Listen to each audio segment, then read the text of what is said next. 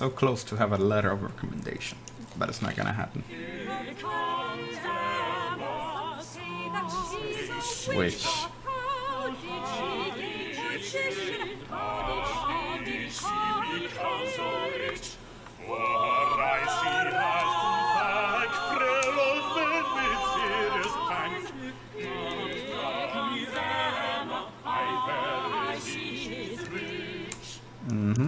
Good day, Lady Dyer. Good day, Dr. Foreman.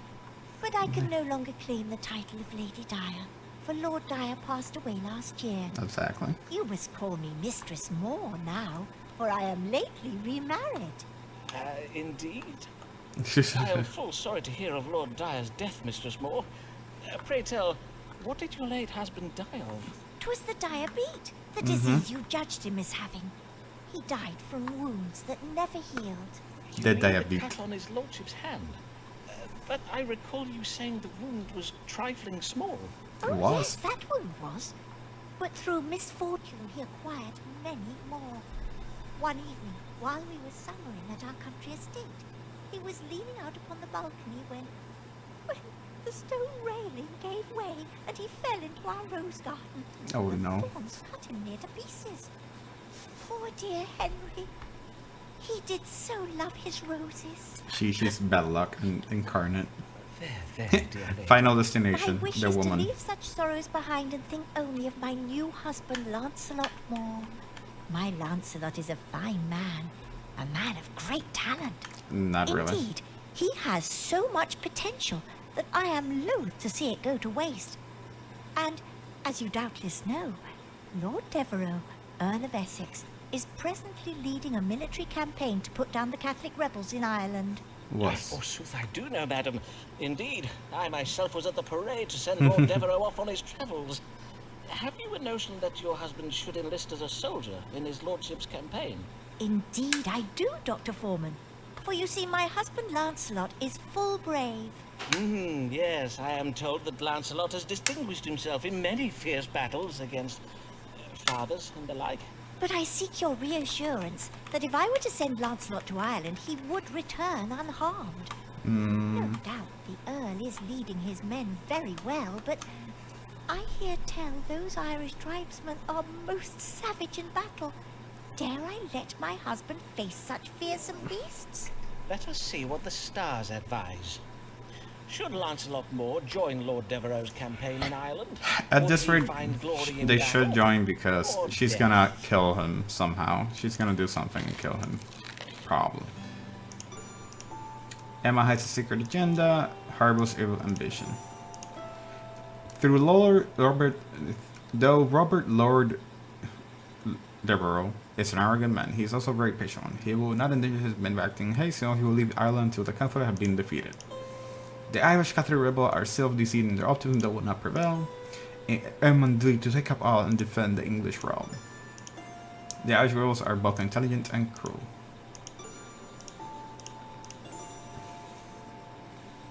Fuck it. Let's go see. You may send your husband to Ireland confident of his safe return, madam. For Lord Devereux is a brilliant military strategist. Moreover, he is a man of honor who will not leave Ireland until the Catholics are dealt with, even if he must slay every last one of them himself. So, 'twould not be at all dangerous for Lancelot to go to Ireland then? Nope. Nay, according to the stars, the Irish are not as fearsome as they pretend to be. And is it not every Englishman's duty to take up his sword and fight when his country needs him? Doubtless you would make a very fine soldier yourself, Dr. Foreman. An exceeding brave one, to be sure. Indeed. Exactly. And I did in fact recently acquire for myself both a set of armor and a warhorse in hopes of joining Lord Devereux in Ireland. Oh, what? That's great. But then I reflected upon how my patients depend on me here in London.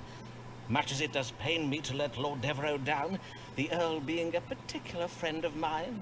You are acquainted with Lord Devereux, the Earl of Essex. My, Dr. Foreman, what fine company you keep. But do not worry, sir. Indeed, although our English forces may lack you among their number, you may rest easy. For with my Lancelot and your Lord Devereux leading the charge, victory against the Irish is assured. Why did it go down, though? No.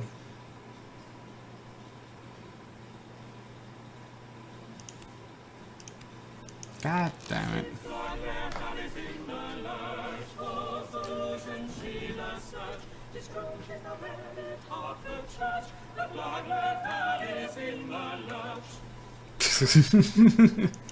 Good day, mistress. What brings you?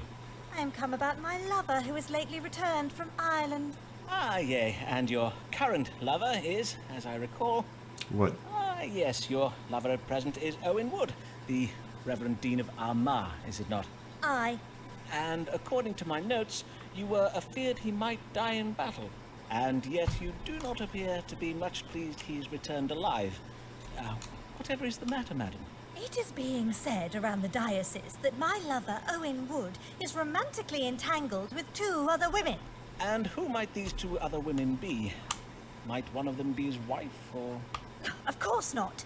Do not jape with me, Foreman. For as you very well know, what you told me about Dean Wood reforming and becoming a loyal husband turned out to be naught but boil-brain. I did hear that one of the ladies Owen is seeing is Mistress Ways, while the other is a certain Anne Hayborn, with whom I am not yet acquainted. Okay. I do hear she is a very young and comely maiden, though mayhap a maiden no longer. I prithee, scribble one of those doodles of yours and tell me if this be true. Madam, if you will but afford me some silence and calm, I will compose one of my doodles, as you so call my mathematically precise astronomical charts, and endeavour to answer your question. To wit, is Owen Wood, the Dean of Armagh, wooing other women? Yes.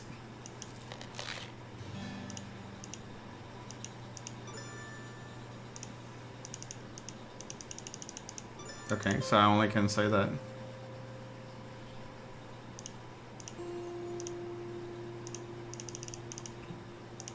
Yeah, pretty much.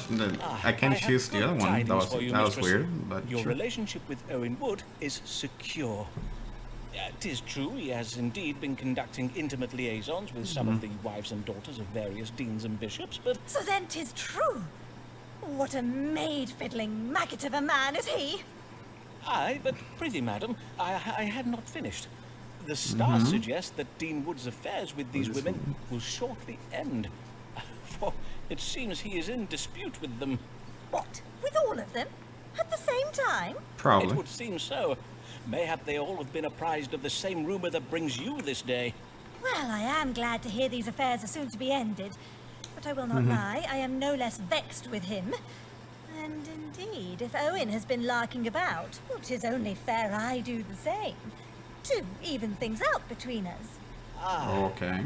I think what you may be referring to is lex talionis. 'Tis the law of retaliation, as practiced by the ancient Not like Babylonians. this, Simon. Well, madam. No. Indeed, if it would help square matters betwixt you and Dean Wood, you may consider me wholly at your service. God damn it. So close. And oh, there's one more for her. Okay. Can we just finish it? Receive. Alice was no. Abby did receive Alice, but then she died. So we have a few more to.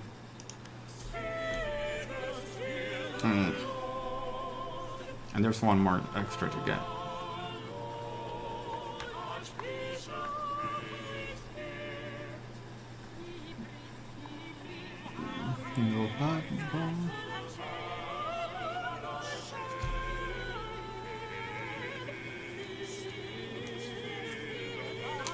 We're gonna.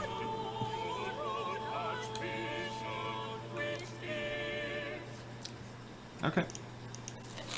God give you good evening, Your Grace. I trust you were pleased with the previous counsel I gave you? Yes. The advice I gave against granting Owen Wood the bishopric of Salisbury. Ah, yes. Your counsel did indeed prove sound. For Dean Wood is now cods deep in scandal. The parish council has received numerous paternity suits, and 'tis said that scores of defiled wenches bethrong the gates of his deanery each morning, clutching suckling babes and demanding recourse. There you go. As for young Anne Hayborn, she has had her reputation ruined, and Dean Ways is barely speaking to his wife anymore. Aww. My word, how disgraceful. Poor girl. Aye, indeed. If only Owen had the sense to exercise more discretion. Yes, indeed, Your Grace. The Bishop of London, for instance, manages his affairs very quietly. Supposedly. I might have been able to look the other way, but in this instance I could not let Owen's indiscretions pass. For a wretched local woman by the name of Mary Payne got wind of the Ay, scandal Dios mío. and stirred up a public fuss about it. Oh, the devil take the woman and her bacon-faced husband. If I might venture an opinion, Your Grace, mayhap if we were to pay no heed to Mary Payne and her No. ilk, they would eventually tire of their animus and leave us all be. But is it upon such problems you come this day, or upon some other matter? I am come about my health. I believe I do ail of something. Then pray, describe your complaints to me, Your Grace. Well, I am afflicted with pain in my back, and at times I find myself hard of breathing. Okay. Indeed, I feel I may have phlegm in my chest, and I do bear these odd-looking spots upon my body that will not mend. If you will permit me to loosen your robes to examine you. I see. Methinks I have a notion of what ails you. What is? Let me confirm it with a reading of the stars. What troubles Archbishop Whitgift?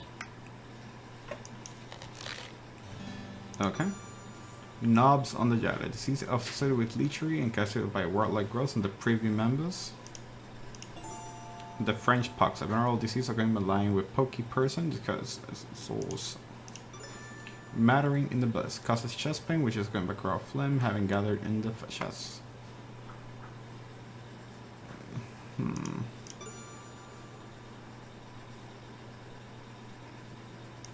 But it didn't affect the privy member, it affects his body. So let's say it's mattering in the breast.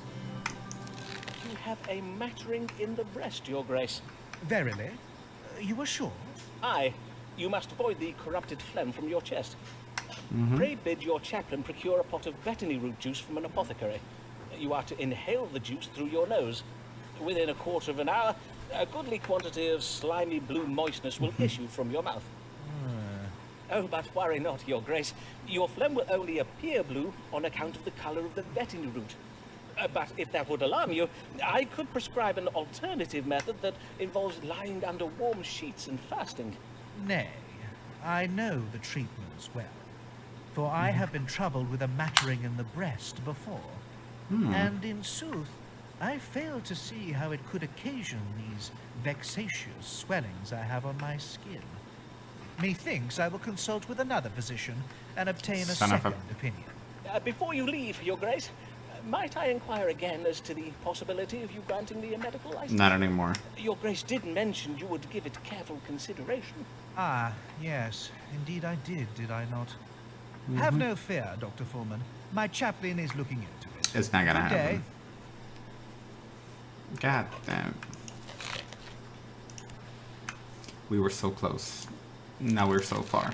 Here comes Lord Devereux, ready to fight, wide-eyed and restless, he's been up all night. He may not know much, but he knows that he's right.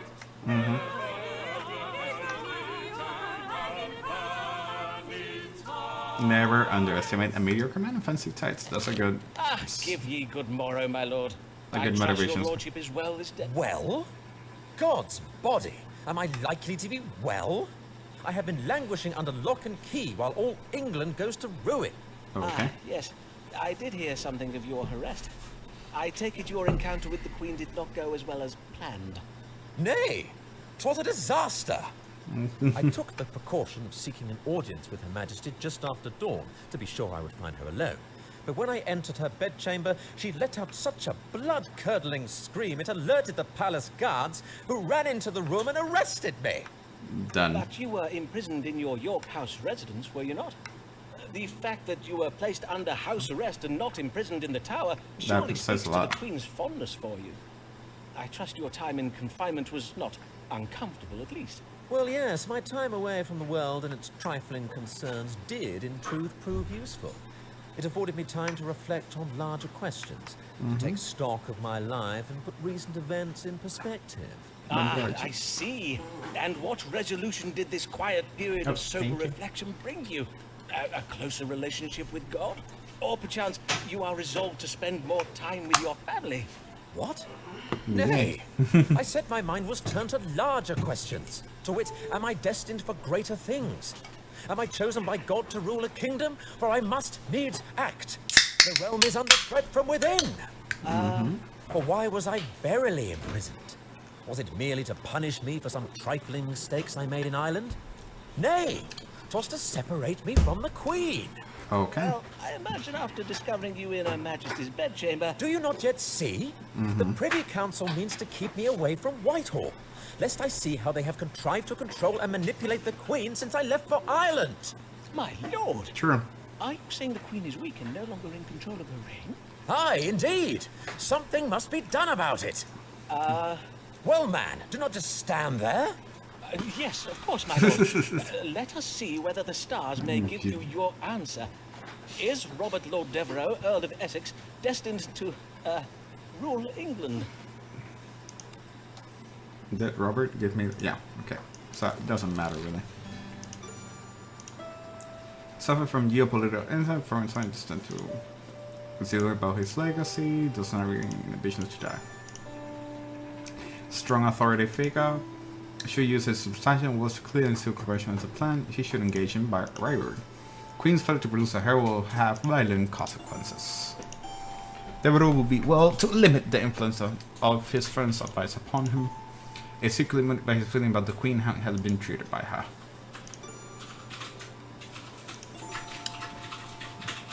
Sure.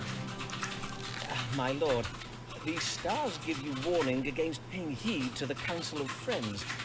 Was it, perchance, a friend who planted the seeds of these suspicions? To wit, your lordship's concerns regarding the Privy Council? Indeed, it was my friends who apprised me of the threat, but I see no reason to doubt them. My lord, for the sake of your safety, I must ask you honestly. Is it verily plausible, this notion that you were imprisoned on the Privy Council's orders to hide some manner of grand conspiracy? Or might the truth be far simpler, though harder to bear, that the Queen had good reason to punish you, and you are now vexed that you are no longer her favorite? Of course, I say this with the greatest respect and the greatest of... What? God's teeth, man! What is in you this day? Indeed, I will not suffer to be lectured in such a manner. 'Tis apparent such complex affairs of state are far beyond the understanding of a commoner. Forsooth, a mere astrologaster. I bid you a final adieu, for methinks I will have no need of you henceforth. But my lord, My duty is clear.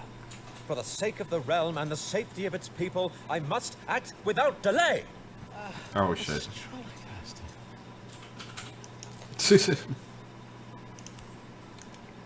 I already have the letter, so it doesn't...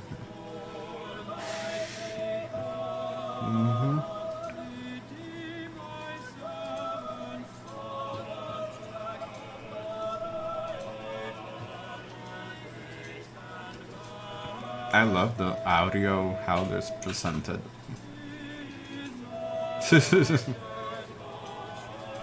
Yeah.